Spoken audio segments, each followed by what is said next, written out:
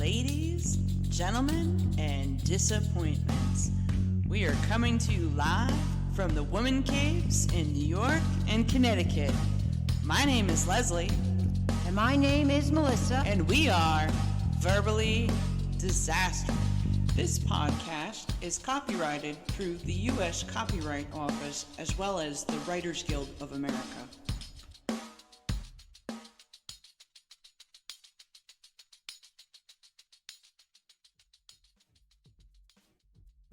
Hello, everyone. Welcome back to the Verbally Disastrous podcast. This is your host, Leslie M. Jasper. This podcast can be listened to on over 20 podcast platforms, including YouTube. This is part B on my discussion about juggling, motherhood, and working with the tools. Let's finish the discussion. I remember feeling like I had some wiggle room once the credit cards came into my hand. They are helpful when you need to manage unexpected expenses. However, they are a dangerous and slippery slope to get into and hard to repay back. The bad part of credit cards is you tend to lean on them and not try so hard to budget. For a while, I had to make $20 last 2 weeks for groceries. This means that I had to eat a tremendous amount of cheap food. My carb-laden diet wreaked havoc on my health and caused me to gain weight. These are some rather unpleasant side effects of being a broke-ass single mom. I had a crazy schedule back during that era. Today, as an older woman, I do not have any of the energy to attempt to do that today. I'd have to go lay in a ditch. or try to go Wednesdays and work the strip club at night. Then again, I have zero interest in doing the single mom journey ever again, so we're pretty safe on that. At the peak of my craziest schedule back between 1996 and 1997, I was up at 5 a.m. and in bed between 1 to 2 a.m. during the week. I would work as late as 7:30 p.m. doing overtime at the first job, and then head over to the second job and work the phones as a telemarketer up till midnight. We were calling the West Coast. Midnight here is 9 p.m. over there. I also worked at an upscale gym on the weekends when the telemarketing place was closed on Sundays. I made money and tips at the health club, so I preferred to work at that job. I had to be in my business college classes 2 nights a week on Tuesdays and Thursdays. I would get out of school at 10 p.m. and sometimes head to my second job if I got out earlier. My apprentice school was on Mondays and Wednesdays. I would leave school and go to the second job until midnight. On Fridays, Saturdays, and Sundays, I would either work overtime as an apprentice or head over to the telemarketing job or the health club. I literally had no time to have car problems. Problems certainly didn't elude me during this journey either. At one point, I lost my second daycare lady due to Tom's bad behavior. She was the most kind, warm, and understanding woman. However, a badly behaved kid can cause problems even for the nicest people. I attempted to sneak Tom in at the health club into the kitchen. Finding a daycare lady as cheap as $3 an hour was a huge challenge.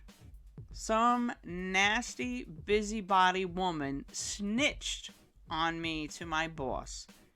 Therefore, the job ended not long after that. By the time I reached my 5th year of my apprenticeship, I started a second job while using the phone at home.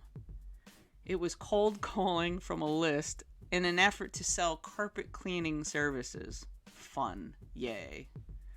It wasn't easy with a child that wanted my attention.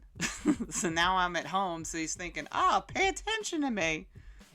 Once I passed my Connecticut E2 electrical license, I was able to quit my second job. I was over the moon with the $5 an hour pay increase. Whoop, whoop. It was at that moment when I felt like life was going to be a little bit easier as a single mom. The one thing that I tried to avoid was dating back in my 20s. After all, I didn't even have the time to date. Having a child with behavior problems was a huge deterrent in my mind. I know Tom wanted a father figure and would voice his desire on occasion. He even tugged on a guy's shirt years ago. The guy turned around and he goes, "You want my mother's phone number? It's blah, blah, blah, blah, blah, blah." I looked down and I'm like, he's giving out the phone number. The guy smiled and he's like, "Oh, thank you, buddy," and then bolted out. Come on, buddy. I'm going to have to try to find my own. I can find my own, buddy. If it wasn't working, I wanted to sleep and rest up. However, I did cross paths while at work with men that wanted to date me. I had a nice guy who I dated for a while. However, his mom didn't like me because I was a widowed single mother.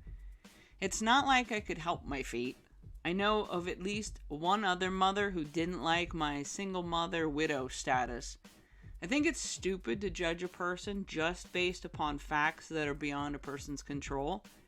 As a mother of 2 sons, I want them to be in a happy, healthy relationship. I'm sure I would probably look at her with some degree of scrutiny if she came into a relationship with a bunch of drama and an angry baby daddy. Relationship failures happen, so I wouldn't hold a single mom factor against a young woman. After all, men could have kids and it doesn't impact their life in future relationships as much as a woman's experience. The silver lining for either of my sons to dating a single mother would be the higher level of responsibility and maturity. This young woman would be more than likely to have some of her stuff together compared to the boys who have limited responsibilities. As an older woman with an adult son and a son in high school, you would think that dating is easier. I did walk away from a 5-year relationship back in 2019. The good thing is that there's no pressure to make a relationship work to start a family. I honestly don't desire to date a man with small kids. However, I can't totally rule it out. I honestly don't want to date a 60-year-old or older either. I'm not fond of swapping spit with men with bad breath and or tired, lazy dudes either. Perhaps my encounters from here on out will be with younger guys who want to chase down a cougar. Madonna and Demi Moore are my cougar idols. Since I brought up the subject of dating as a single mom, I might as well also speak on dating as a female construction worker. Over the years of being single while working with the tools, there is an inaccurate perception on who I am as a woman in my private life. I believe that my career gives men a weird initial impression that since I work in a rough and tough male-dominated construction environment, I am the type to be a rough woman at home. I have had coworkers joke around with me that I can't have a pencil pusher as a significant other since I would beat his ass. I do indeed laugh at the jokes since they are funny even if they are at my expense. I'm aware that jokes come from a sliver of belief on steroids. Meanwhile, I'm an absolutely calm and chill person in my home environment. I have also had some coworkers joke with me about being the man in the relationship.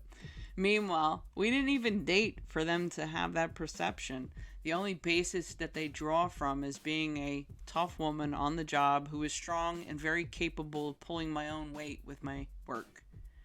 I do admit that I am the type to call a man out on his nonsense if what he says or does shifts from his core values. On the same token, I also expect to be called out if I'm perceived to waver from my core values. Believe it or not, I'm not looking to dominate another soul and put his gonads in my purse. Physical abuse or emotional immaturity are not tolerated within my sanctuary. I have heard countless men complain about their women being dependent on them for the family income. However, a woman who makes as much as them or more is a problem. Many men find a woman with a great career to be intimidating. Then there are men who claim they're cool with my career, but eventually want to put their hand in my pocket. Perhaps the problem lies within not having anything such as money to hang over my head. After all, if I'm in a relationship, I'm there with free will and not being held economically hostage.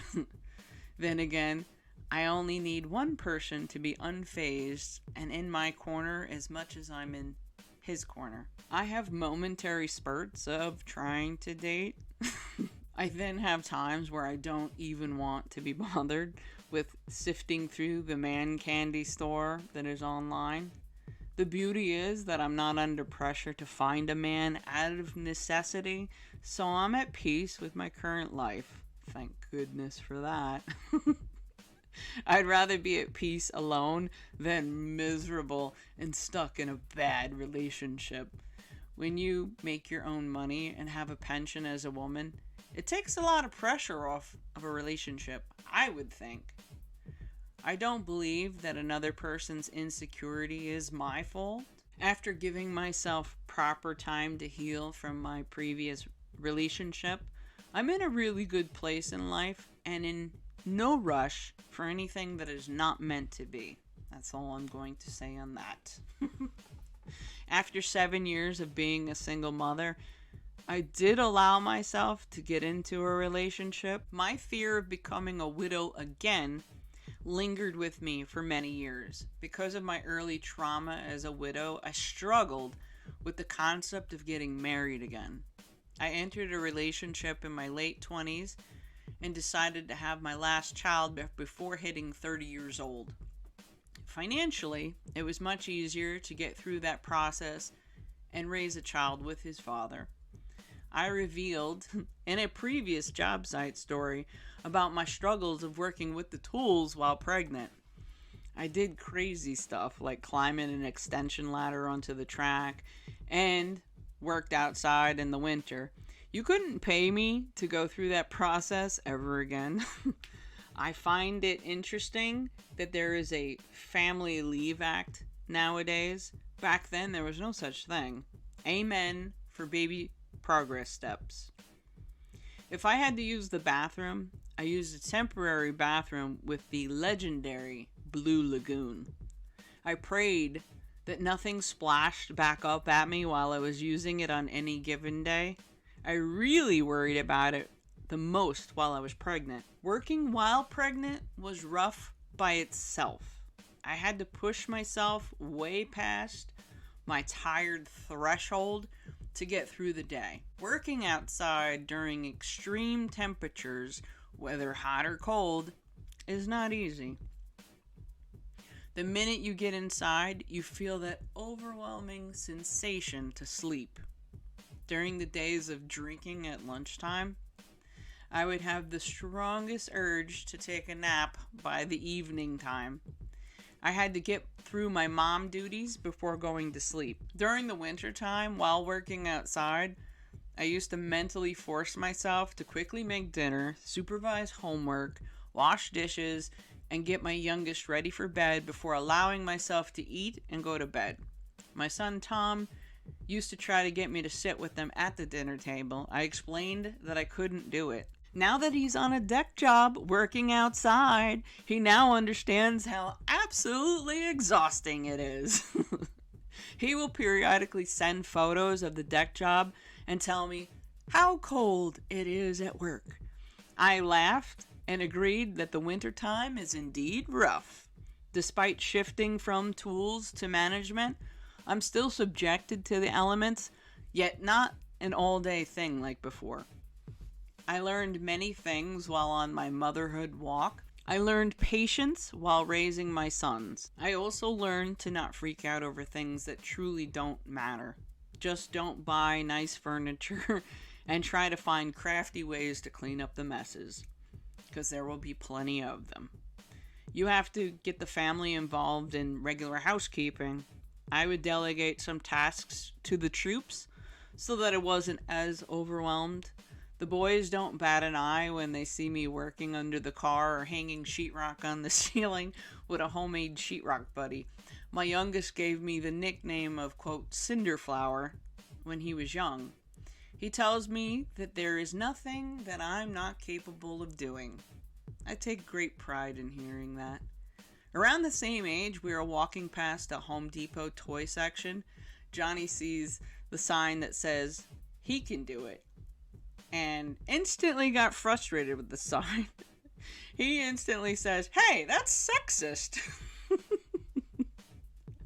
I'm honored that my eldest son has told me that my example has shown him that he can find a good woman that will contribute financially while they're building the empire. I don't think he wants a lazy buns. He's not looking for one, lady. Sorry. He wants a motivated one that pulls her wallet out. He likes that. Once in a while, I have expressed my guilt over working massive amounts of time over the years and not being able to be there to spend more time with them. Both of them have expressed that they're happy young men who didn't suffer from my career. As a group, I've been able to afford for us some epic adventures over the years.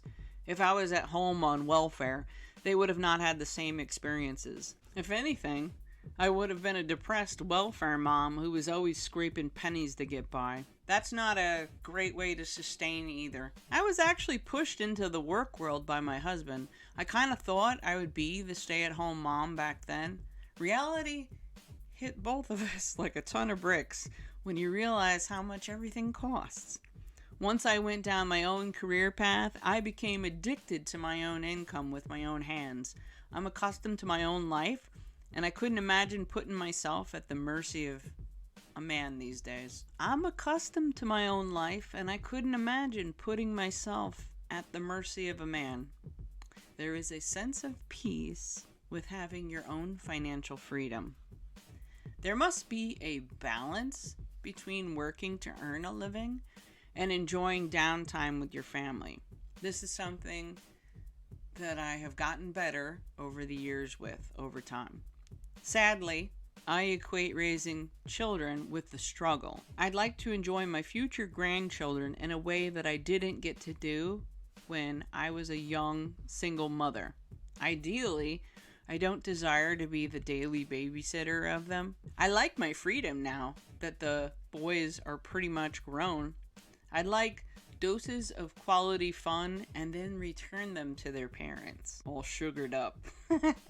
It is my desire to see them find a woman to build a strong, long-term empire with in the future. I'd hate to see either of them struggle as single parents. I also don't want them to burn through their life always working either. I honestly can't say that I would want to go back in time to when they were younger. I'm good with this side of the mountain. It is a very different relationship when you serve more as a peer and less of a disciplinarian. I like my role much better than always working and being up their behinds to do the right thing. I will get on the phone and speak with my eldest son for hours. He has a way better understanding of me the older he gets. This is especially true now that he also works as an electrician. He has about 18 months left of his apprenticeship. I offer advice to him about work and guidance and talk about things that I wish someone would have told me so that he is more successful than I am. Meanwhile, I'm coaching my youngest son about going to college since those choices are coming up very soon. He goes back and forth about becoming an electrician. Ultimately, he needs to make the choice for himself, since he's the one who has to endure it day after day, year after year.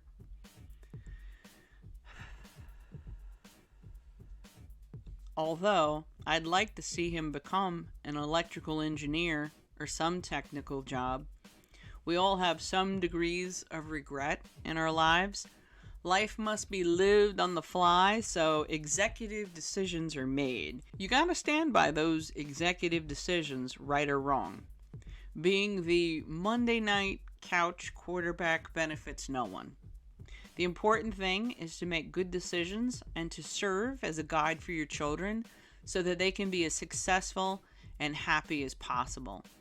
leaving a positive imprint long after you're gone is what is truly important to me now. For the tired ladies out there who are in the single mom grind, it won't last forever. You'll watch them fly the nest sooner than you think. Stay strong and keep up the great work. That is all that I have for you on this topic. Thank you for listening. For more information, head over to my website at www.constructiontales.com. I thank you again for listening. You are truly appreciated, and I wish you a great day. Peace out, Cub Scout. This wraps up another episode on the Verbally Disastrous podcast that can be found on over 20 podcast platforms, including Amazon Music, Apple Podcasts, Deezer, Pandora Podcasts, Spotify, and YouTube. For more information, head over to our website at www.constructiontales.com. I thank you for listening and have a great day. This podcast is protected through the U.S. Copyright Office as well as the Writers Guild of America.